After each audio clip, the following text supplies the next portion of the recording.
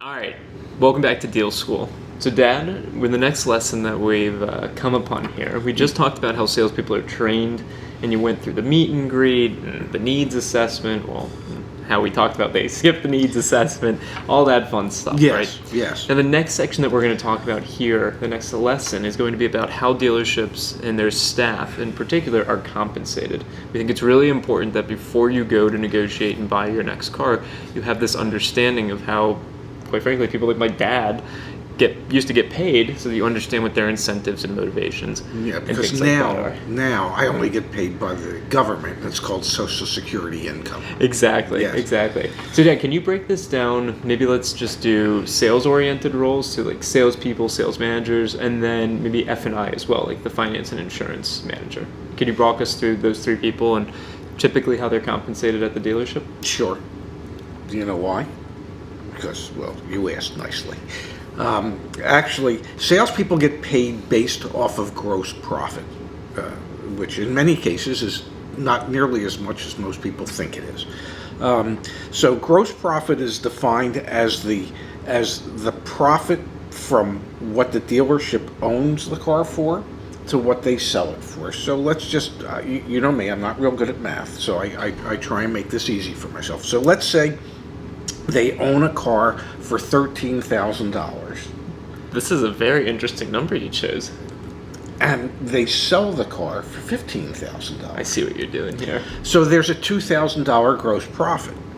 Now, the dealership sets aside, and this would be a used car because God knows we're not finding any new cars for 15 grand.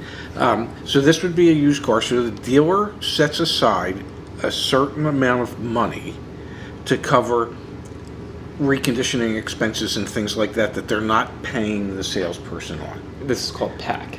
Exactly. Okay, so let's just say for fun that the pack on used cars at this dealership is $1,500. Okay. So the salesperson sold the car for for $15,000. The cost was $13,000. That left $2,000 in profit. You would subtract the $500 in PAC, so the salesperson is going to get paid on the $1,500 in gross. And just to be clear, PAC is this concept built into the dealership world of money that was made on the deal but doesn't go towards gross profit of the deal. Yes, doesn't count towards commissions. Exactly, doesn't count towards commissions. Okay, so that $1,500 would Yeah. be what that salesperson would be paid off of. And let's say, just so this is easy for me, that we're working at a store where the salespeople get paid 20%.